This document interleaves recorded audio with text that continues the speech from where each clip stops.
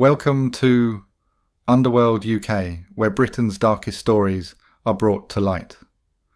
From the gritty streets of gangland London, Liverpool, Manchester and Birmingham, from Curtis Warren to the Cray twins to county lines and modern day true crime, we cover everything. Bringing you new videos every week. Subscribe so that you'll be notified when the next video is put out.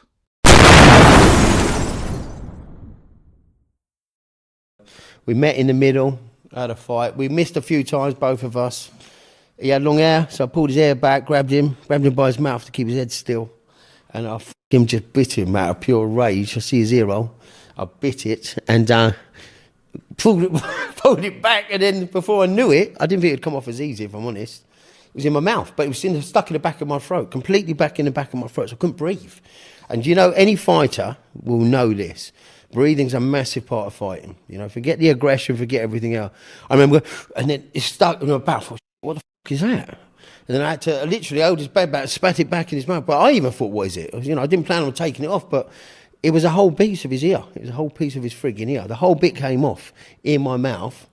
And then I spit it back in his face to carry on, because I could not breathe. And all I kept thinking was, you know, if this gets stuck in my throat, look, popcorn gets stuck in my throat when I go to the cinema.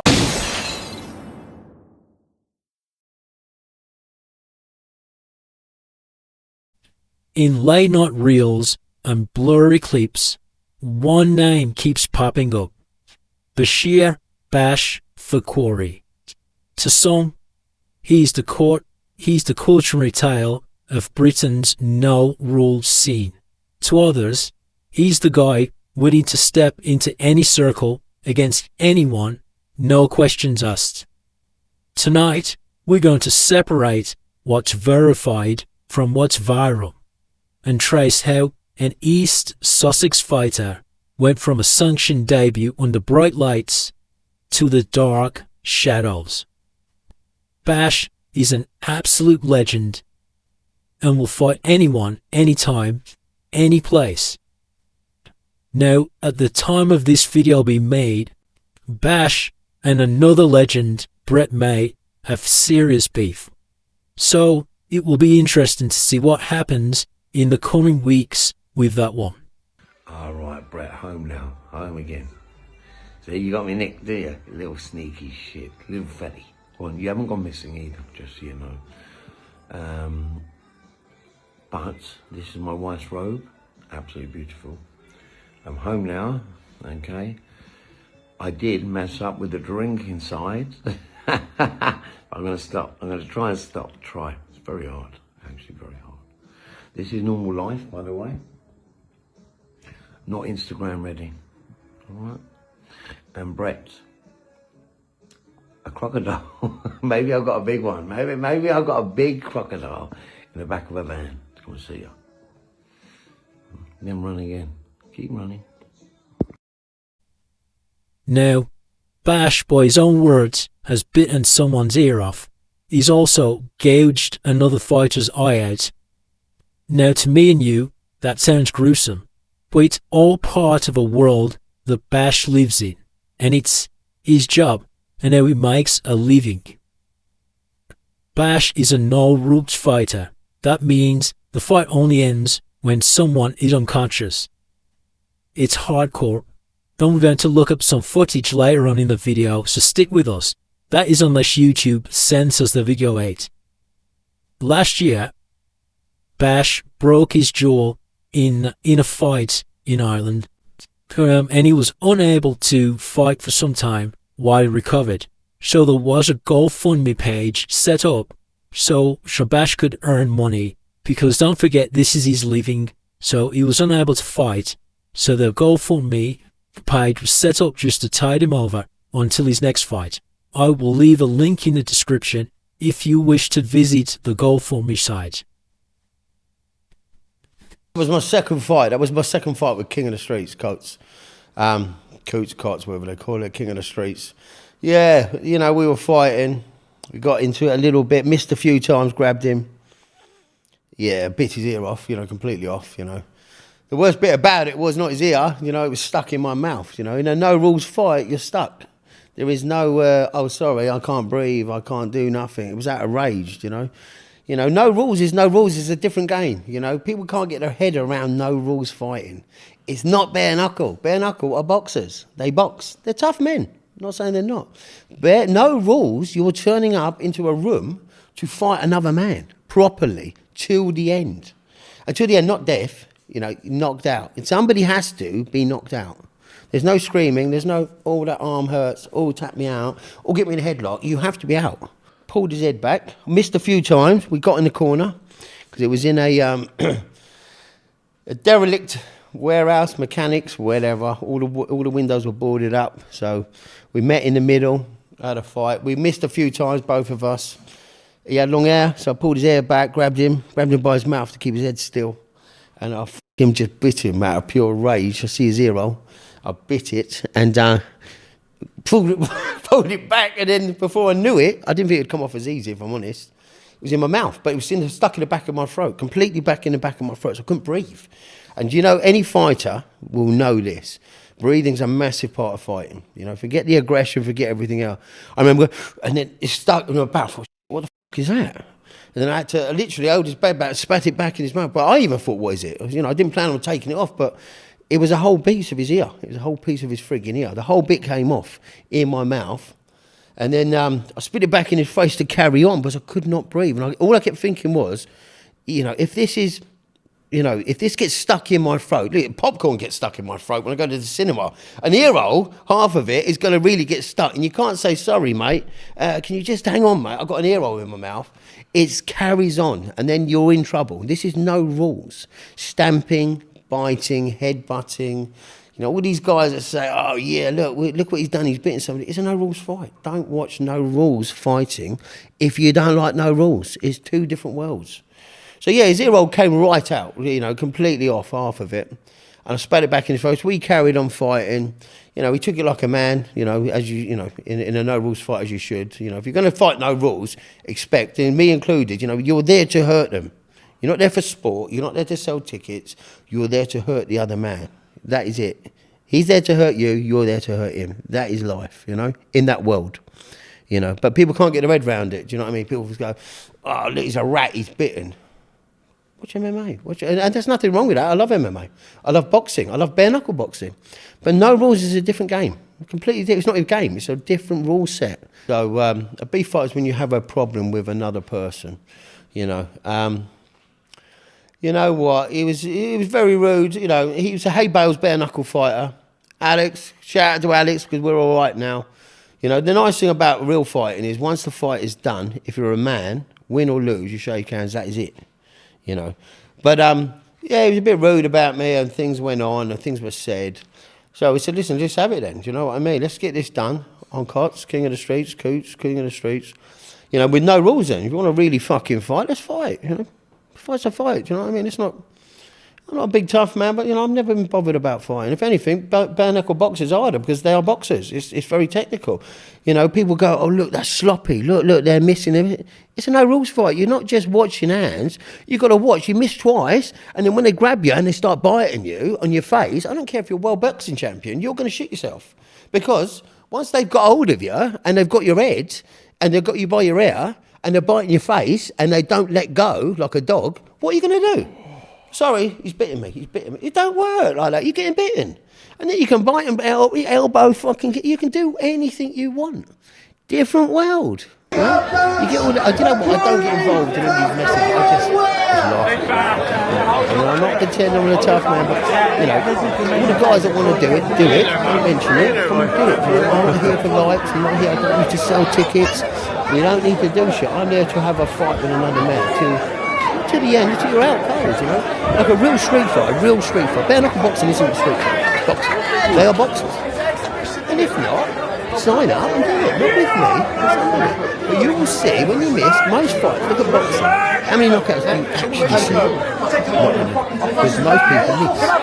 You miss. When you're coming in, you can kick, you've got to watch everything, you've got to watch your legs, you've got to watch your legs, so you get in, you miss a few times, you get head-butted, and then they've got hold of your face, you can try and catch them a few times, and then you get bitten, and he's head-butting you, and he's elbowing you, and he keeps going and going and going. What do you do? Boxing doesn't work. Jiu-jitsu doesn't work because it will do if you catch them quick enough, but it doesn't quite work like that. Boxers are shit hot, I'm not going to lie, and they could probably catch you on the way in, but if they miss, they're in trouble. And if not, do it. I've seen boxers fight cuts and no rules. You're in fucking trouble, you know. They'll take you down, stamp all over your head. How it will work is, if they will send a message through Telegram to me, and you know, if it's an agreement between two men, that's another thing. It is an agreement between two men. This isn't like a pub fight. You know, it may look like it, but it's not. Two men want to fight and hurt each other. That is it, like dogs, fighting dogs, I think. You know, so they will send me roughly the place to go.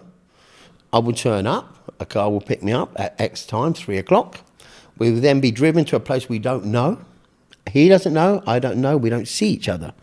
There is no medicals. There's no... No medicals. No medicals. It's on concrete. It's a fight. You know, the destination, the windows are boarded up. There's a few people in there that are trusted to watch the fight. The doors are locked, phones are turned off. And then you just fight, you know, like you would a normal, no rules fight, a street fight. You know, it's... Do you have a fair play, man? Nah. Listen, I tell my missus normally half the time. It's a fight, win or lose. It doesn't really... It's a fight, you know. You shake hands after, you get on with your life, you know. But at least the problem is solved, you know. But it's not MMA. It's not turning up to a nice venue where, even though it does look cool, a hotel or a, you know, you're turning up to, and you're not allowed to know the destination. So you're picked up, you're dropped off, you turn up. As long as you want to sort of warm up, 10 minutes. Then they say, you got to fight. That's it. You turn up, then you walk in and fight each other. You fight each other, but I mean fight, you know, stamping, headbutting, biting, anything you want to get out of there, you know. And once you get your head round this, people say, listen, Bash, you know, why did you poke his eyes out? Why did you eye gouge him? It's not MMA. Watch MMA. This is a no-rules fight. Did I eye gouge the last guy? Yeah, 100%, both of them. Did I pissing out with blood? Yeah, both of them. You know why? Because the last fight, when I bit his ear off, I lost my fight because it was eye gouged. Yeah, just take us through what happened after you bit his ear off. I bit his ear off, we rolled around a little bit, we missed a few times. We were sort of rolling around on the ground. He had long hair, so I was holding his hair, I was trying to headbutt him a few times and we couldn't really get near each other. I went for his eyes a bit, and then on the ground, I just remember thinking, he went for him, I could feel him going for him, he was scratching around. The problem is, there's a difference between scratching around. I knew what he was doing, but I couldn't pull his hair back anymore. And I was trying to headbutt, but I had no movement to really get him. And then once the thumb went in, it goes behind the eye. Once they start getting behind that eye, if I'm honest, I screamed, and there is somebody there, it's not a ref, to stop that, you know, there isn't, you know, people unconscious being jumped on and stupid thing. But I said, listen, my eye's coming out, fucking stop, mate, it's got to stop, my fucking eye's coming out, mate. What could you feel? Oh, a thumb behind my eye being pushed and he was trying to flick it out. You could actually feel it behind the eye? Behind, it was down to his knuckle, definitely. And he was trying to get behind the eye to flick it. And I just thought, enough's enough, mate, you know. It's all right having a punch up. I'm not losing my eye for pride, you know. Yeah.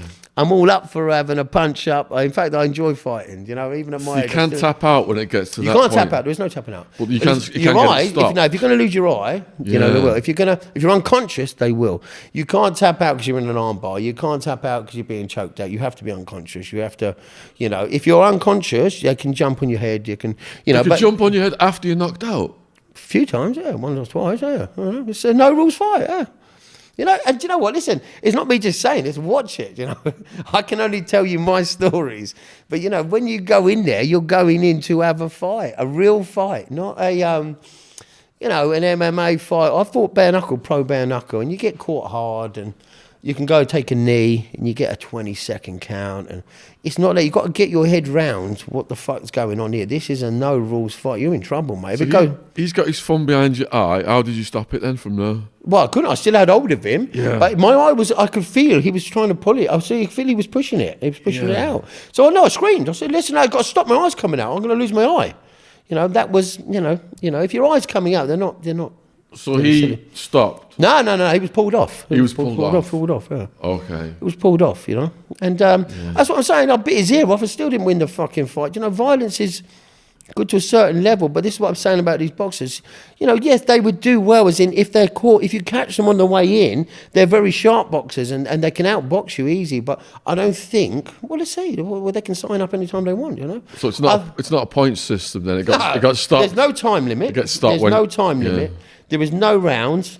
It's on concrete, so you also have to think when you get punched hard, I don't want to hit my head because you're going to crack your head open, you know. You have to double think, and it's not just hands. You can get kneed, you can kick in the knee, you know, a groin shot. Not that it really works for you wearing a box anyway, but you know, you can bite, and you know, it's evolving now. Do you know? I mean, eye gouging is quite common now in no rules. Biting is now becoming more common.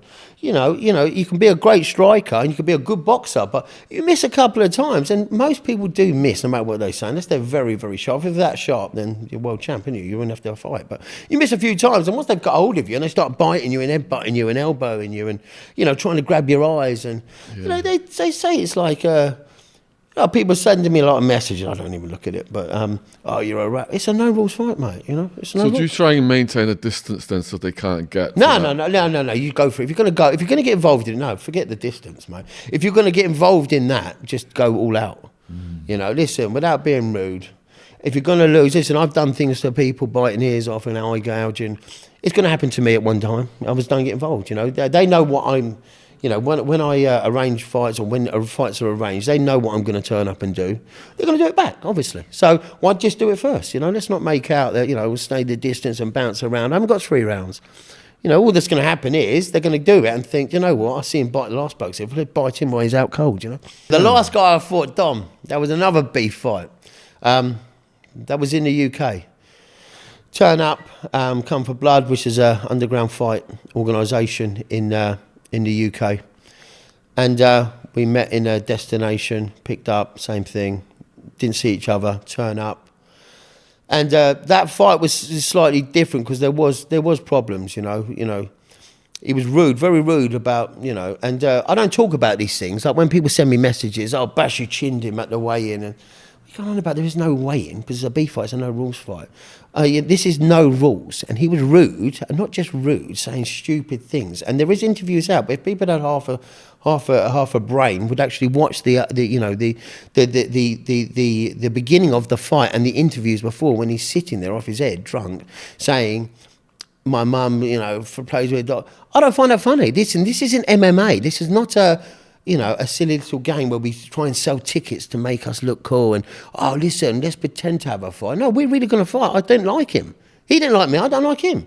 We're having a fight.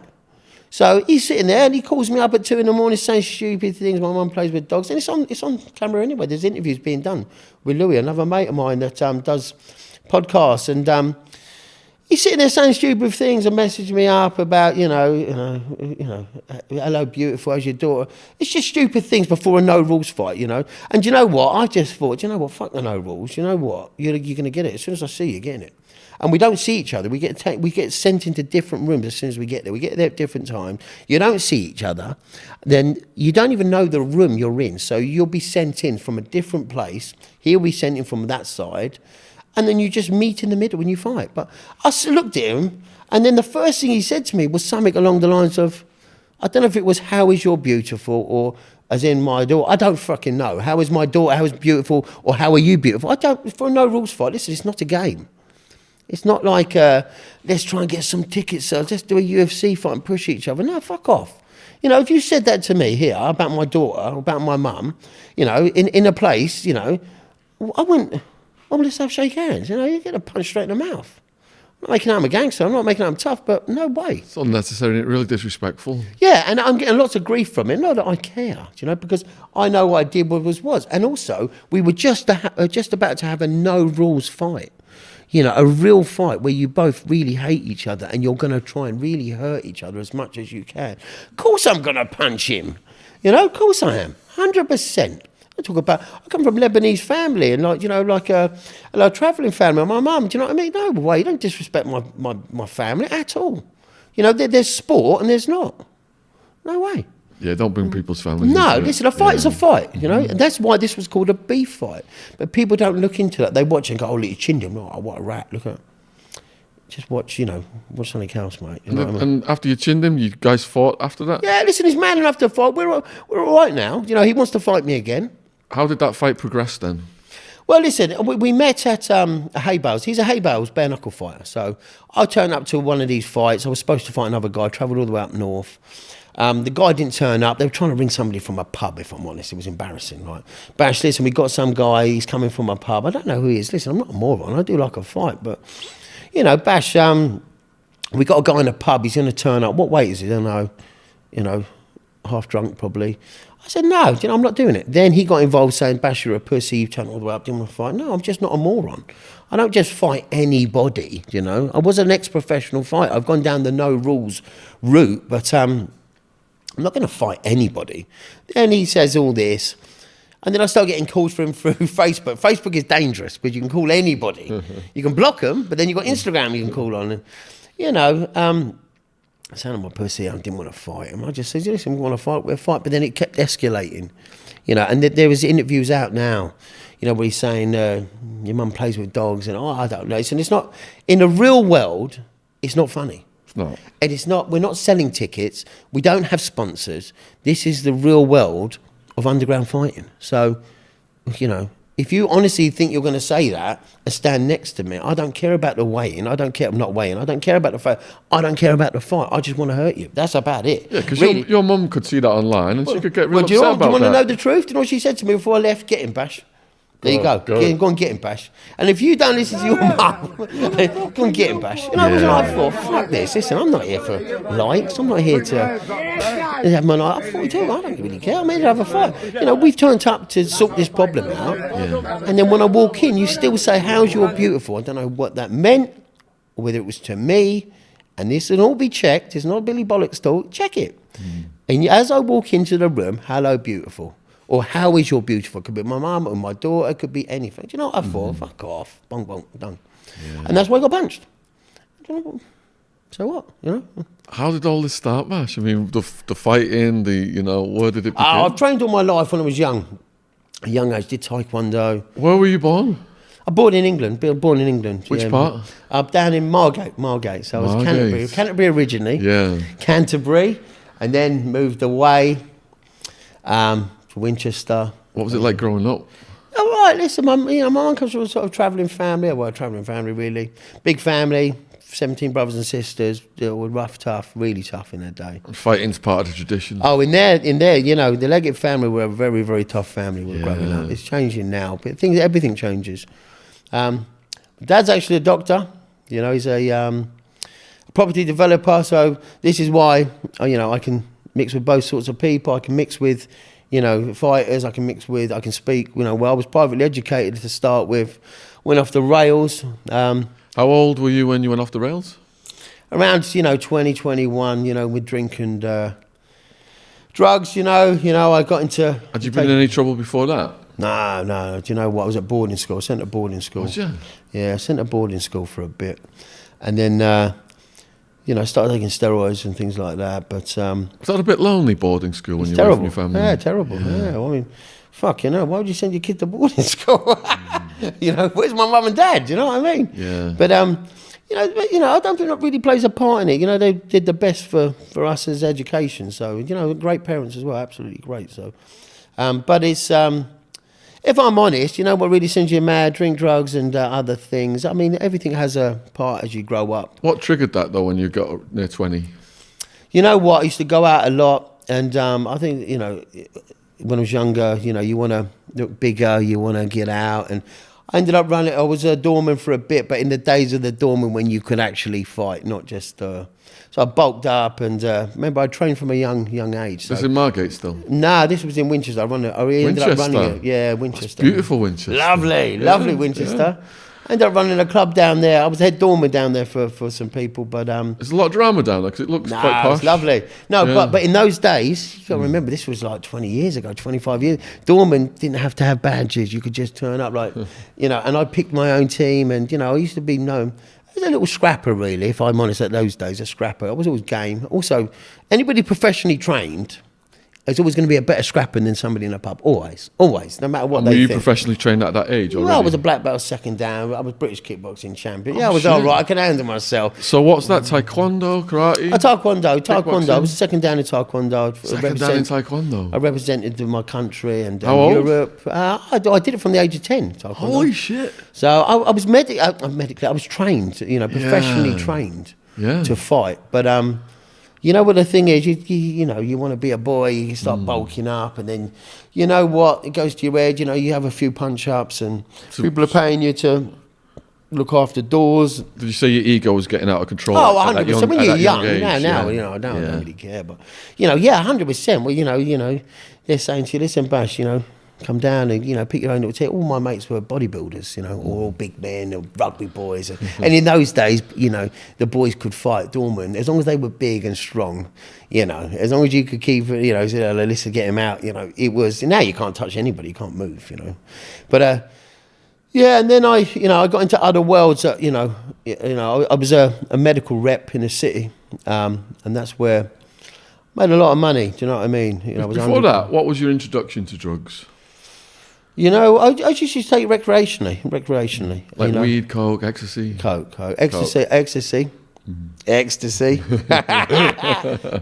was a big part of me growing up. Then coke. Never. Did you get your rave on the dance floor? 100%. All right, tops off, sweating up. You know, in Ministry in London. And Ministry. All these, yeah, Ministry. Yeah. Bagley's in London. Yeah. You know, but that was when pills were good. You know. When was the last time you were in Ministry? You know, years. Listen, I'm getting old, bro. I'm getting old. But we used to go to Bagley's, and you know, there used to be 2 days vendor. You couldn't even buy alcohol in these places in those days. It was only ecstasy. All ease. Only. You pay £10 last you all night. Do you know what I mean? Now, you know. What kind of music were you into in the A scene? little bit of house. You know what was in here? Just anything, just to go and get off my head and have some fun. You know. And then, you know, I got into coke and. You know, the problem is I was earning good money at the time, very good money. I was a city guy. I was a consultant for a medical company, so I was earning £100 a year. And then what happens is most drug dealers, no matter what they say, I'm not on about, without being rude, the street guys, Mickey Mouse guys that sell bags and whatever. You know, cocaine is a commodity. Like, you know, you're a you know, it's like gold. It's like anything, it fluctuates, goes ups and down. You know, you buy it because really you want it, so you try and put it out, you know, but I mean on a bigger scale, not bags, you know. You fuck up with 30 grand, you know, you owe £30,000, mate, you know. It's not, I'm not about an ounce where you say, oh, hello, mate, you know, I'll sell a couple down my mate. You think when you've got money, you know, I can pay this and I'll see if I can put this out, do you know what I mean? Break it down into ounces, and you know what, but all you do is you lose your mind, you lose your brain, you've got too much around you. You know, I had it all at one point, if I'm honest, I had it all. You know, I had a great job, £100 a year, a bar in Eastbourne, Hush Bar, a bakery, 3 properties I used to rent out, boats on the harbour. And because of drugs, you know, I ended up losing my mind virtually, sections, you know, for, you know, taking too much of that shit and not really know what's going on in your life. Do you know what I mean? What do you say to the kids out there who start out on coke, think it's fun, think it's glamorous? Listen, all I'm going to say is, and this is one of the reasons why, you know, I wanted to do this is, you know, you see these films, I think they're all drug dealers and they look at their money there. There's no money in drugs. There's no money. You're going to lose your mind. You're going to lose you lose your job first of all, then you lose your family, and then you lose your mind. That's how it works. And that is the truth. If you want to enjoy it, I'm not here to preach. I ain't a priest. Go and enjoy it. But if you think you're going to be Scarface, you know, even if you've got money and you can, or you've got contacts to take boxes, whatever you want, you ain't. You ain't going to make the money. You're going to end up in prison. Or do you know what? You're going to end up, well, I mean, I was diagnosed in 2015. I don't speak about this, but people want to talk about mental health all the time. But mental health comes down to mainly drinking drugs. I don't care what people say. It does come down to drinking drugs, unless you're born mentally unwell. Very, very sad. You know, I used to take so many drugs, you know what I mean? I was fucking diagnosed with paranoid schizophrenia, you know what I mean, 2015. You know what I mean? It was drug-related. It's called drug-related paranoid schizophrenia, you know? My best mate, Wild Man, he smoked crack and meth endlessly, got really paranoid, and he just died a couple of years ago. And in his 40s, multiple organ failure. Really? Yeah. Well, luckily, I don't take it anymore. And this is the truth. I really don't. I don't touch it. I'm not really interested in it, you know. All I'm going to say is, you know, you watch these films and you know what? I had all that money And I lost it all, you know, signing houses over to people because I owed a lot of money. Aston Martin, I bought an Aston Martin at 29, you know, DB9, SL55, £1 million house in the country, which is around here is known, you know, with a tennis court swim. I lost everything because of, you know what, listen, it's not 30,000 you lose, it's, you know, you fuck up with that, you need another one, you know, or half a box or whatever it is. You know, the prices fluctuate, they go up and down, as you probably know because of the stock market, but it is a commodity, you know. When you're buying, you know, it goes up and down, you know. It's and it's a sad, sad world. I mean, listen, if you want to go and enjoy it, enjoy it. I'm not saying not to. But be ready to pay a hell of a price. Well, yeah, and mainly it's your mind, your brain. If you're willing to, you know, have a night out, you know, I'm not saying that. But when you're getting sectioned and you don't know what, you know, what's night or day, do you know what I mean? You don't know what's going on anymore, do you know? Bash, what was your first brush with the law? Yeah, that was it, the first time. I mean, yeah, I used to fight a lot, really. I mean, I know people say they have a few fights. It was a shit, do you know what I mean? I mean, really bad, you know. I was there dormant, and then I moved away, and then I used to have my little things here going on in Eastbourne, and I used to do a lot of different bits for bars. So, you know, I'd have my guys doing whatever in bars, you know. But if the problem is with drug dealing, most of it is tick. And people have to pay, and that's where the problems occur. You know, do you know another thing? When you're, I'm not saying I'm intelligent, not by a long shot, but when you're dealing with another drug addict to make you money, you're in trouble, aren't you? It's not the best business plan in the world to take something for 25, 26, 30,000 and think, do you know what? I'll break this up and I'll give it to another drug addict, and hopefully he'll pay me in a week. If you think about it logically, you're not going to make no fucking money, are you? All you're going to end up doing is punching his head in. You're still not getting your money, and you're in trouble. You know? It's not a great business plan to rely. And most people, drug dealers, are drug addicts. Hence, they are drug dealers. Scarface's law, isn't it? Well, no matter what they say, that is the truth. You know what I mean? It's a load of bollocks, you know. Oh, yeah. It's, you know, I don't know any drug dealers, really, that aren't drug addicts.